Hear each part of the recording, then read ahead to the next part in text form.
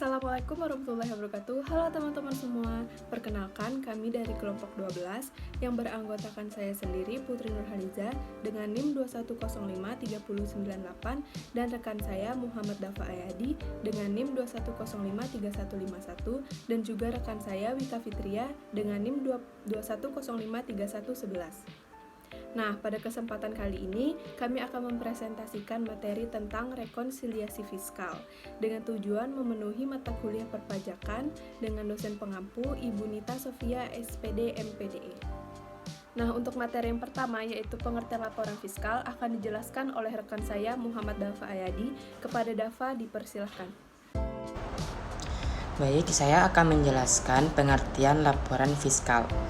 Laporan keuangan fiskal adalah laporan keuangan yang disusun sesuai peraturan perpajakan dan digunakan untuk kepentingan pajak. UU Pajak tidak mengatur secara khusus bentuk dari laporan keuangan, hanya memberikan pembatasan untuk hal-hal tertentu, baik dalam pengakuan, penghasilan maupun biaya. Akibat dari perbedaan pengakuan ini menyebabkan laba akuntansi dan laba fiskal dapat berbeda. Laporan keuangan fiskal mencakup yang pertama, neraca fiskal, yang kedua, perhitungan laba rugi dan perubahan laba ditahan, yang ketiga, penjelasan laporan keuangan fiskal, yang keempat, rekonsiliasi laporan keuangan komersial dan laporan keuangan fiskal, yang kelima, ikhtisar atau kesimpulan, yaitu kewajiban pajak. Yang kedua, yaitu peraturan perpajakan Indonesia tentang penghasilan dan biaya. Peraturan perpajakan Indonesia tentang penghasilan dan biaya. Yang pertama, laporan fiskal. Sesuai pasal 10 ayat 6 Undang-Undang PPH nomor 36 tahun 2008, persediaan dan pemakaian persediaan untuk perhitungan harga pokok dinilai berdasarkan harga perolehan, baik yang dilakukan secara rata-rata atau dengan cara mendahulukan persediaan yang diperoleh. Yang kedua, yang selanjutnya itu laporan fiskal sesuai pasal 4 ayat 1 Undang-Undang PPH nomor 36 tahun 2008. Dan selanjutnya laporan fiskal menurut pasal 6 ayat 1 Undang PPH nomor 36 tahun 2008. Dan selanjutnya laporan fiskal menurut penjelasan pasal 11 ayat 1 Undang-Undang PPH nomor 36 tahun 2008. Dan selanjutnya laporan fiskal menurut pasal 28 ayat 5 Undang-Undang KUP nomor 28 tahun 2007. Dan selanjutnya laporan fiskal menurut penjelasan pasal 14 Undang-Undang PPH nomor 36 tahun 2008. Dan selanjutnya laporan fiskal menurut pasal 9 ayat 1 huruf C Undang-Undang PPH nomor 36 tahun. Yang selanjutnya laporan fiskal menurut pasal 9 ayat 2 Undang-Undang PPH nomor 36 tahun 2008, yaitu pengeluaran untuk mendapatkan, menagih, dan memelihara penghasilan yang mempunyai masa manfaat lebih dari 1 tahun, tidak dibolehkan untuk dibebankan sekaligus, melainkan dibebankan melalui penyusutan atau amortisasi, sebagaimana dimaksud dalam pasal 11 atau pasal 11A. Sekian dari saya kembalikan kepada moderator. Selanjutnya kembali lagi dengan saya untuk menjelaskan pengertian rekonsiliasi fiskal.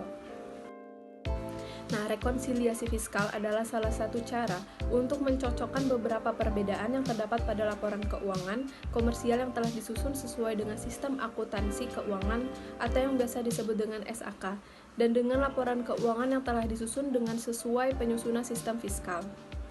Pengertian lebih sederhana dituturkan oleh Setiawan Musri, yaitu yang menerangkan bahwa rekonsiliasi fiskal adalah penyesuaian ketentuan menurut pembukuan secara komersial atau akuntansi yang harus disesuaikan menurut ketentuan perpajakan. Dan selanjutnya adalah cara menyusun laporan keuangan fiskal. Yang pertama, input dokumen dasar. Hal pertama yang dibutuhkan adalah memasukkan data yang berisi dokumen dasar berdasarkan ketentuan keuangan fiskal dan aturan perpajakan. Kemudian yang kedua, pencatatan buku jurnal. Untuk menyesuaikan data yang ada, maka penting bagi kita untuk melakukan pencatatan di jurnal buku harian khusus laporan keuangan fiskal juga. Kemudian yang ketiga, klasifikasi. Setelah melakukan dua langkah di atas, maka kita juga diharuskan untuk melakukan atau mengklasifikasi laporan dengan cara mempostingnya di buku besar. Hal ini dilakukan guna meminimalisir terjadinya resiko kesalahan dalam penyusunan laporan. Dan kemudian yang keempat yaitu buku tambahan. Untuk menghindari kerancuan data utama, maka catatan penting seperti masalah hutang dan piutang bisa dicatat dalam buku tambahan. Hal ini dapat memudahkan kita dalam mencari data apapun Nah, kemudian yang kelima yaitu menyusun neraca percobaan. Pada fase akhir dari periode akuntansi, maka neraca percobaan akan disusun sesuai dengan fakta yang ada di akhir tahun dan juga penutupan catatan. Kemudian yang keenam yaitu menyusun laporan keuangan komersial. Apabila penyusunan neraca percobaan telah selesai dilakukan dan mendapatkan suatu hasil yang tepat dan akurat, maka laporan keuangan komersial bisa langsung disusun berdasarkan neraca percobaan tersebut. Kemudian yang ketujuh yaitu rekonsiliasi. Sesuai dengan peraturan perpajakan yang telah ditetapkan, akan dilakukan rekonsiliasi antara laporan keuangan komersial dan fiskal, yang kemudian dimasukkan dalam ketentuan pajak. Dan yang terakhir yaitu laporan keuangan fiskal. Apabila laporan keuangan tersebut sudah diatur di dalam ketentuan perpajakan, maka hasil tersebutlah yang dimasukkan atau dinamakan laporan keuangan fiskal. Di sini saya akan menjelaskan tentang jenis-jenis rekonsiliasi fiskal. Perusahaan harus menyajikan laporan keuangan kepada pemegang saham sesuai dengan PSAK. Namun di sisi lain, sebagai wajib pajak, perusahaan harus menyajikan laporan keuangan kepada pemerintah, dalam hal ini Direktorat Jenderal Pajak, sesuai dengan ketentuan perpajakan yang berlaku. Karena SAK dan ketentuan perpajakan memiliki dasar yang berbeda, maka penentuan laba akuntansi atau pre-tax financial income dan penghasilan kena pajak atau laba fiskal taxable income juga menghasilkan angka yang berbeda. Perbedaan antara besarnya laporan akuntansi dan laba fiskal ini dapat dikelompokkan menjadi dua macam, yaitu perbedaan permanen atau perbedaan tetap, dan yang kedua perbedaan sementara atau perbedaan waktu. Perbedaan PSAK dan pengaturan perpajakan dibagi menjadi dua. Yang pertama, beda tetap. A. Penghasilan menurut akuntansi komersial merupakan penghasilan sedangkan menurut perpajakan telah dikenakan PPh final. Yang B. Biaya menurut akuntansi komersial merupakan penghasilan sedangkan menurut perpajakan telah dikenakan PPh final. Yang kedua yaitu beda waktu. Perbedaan pengakuan atau penghasilan dan biaya yang sifatnya sementara akan diakibatkan koreksi fiskal positif pada saat diterima dan menyebabkan koreksi negatif pada tahun berikutnya. Contohnya, penyusutan amortisasi. Metode penyusutan yang dibolehkan berdasarkan Undang-Undang Nomor 36 Tahun 2008 Pasal 11 Ayat 1 adalah metode garis lurus dan metode saldo menurun. Sedangkan penilaian persediaan Undang-Undang PPh No 36 Tahun 2008 Pasal 10 Ayat 6 yaitu metode rata-rata dan metode FIFO. Rekonsiliasi fiskal terdapat koreksi positif dan koreksi negatif.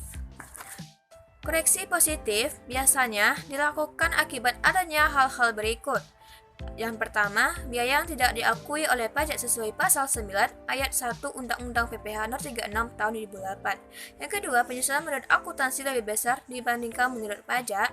Yang ketiga, amortisasi menurut akuntansi lebih besar dibandingkan menurut pajak. Yang keempat, pendapatan yang ditangguhkan, pengakuan pendapatan yang diterima di muka yang diberlakukan sebagai utang. Yang kelima, kerugian yang belum direalisasi atas penurunan sementara nilai sekuritas trading.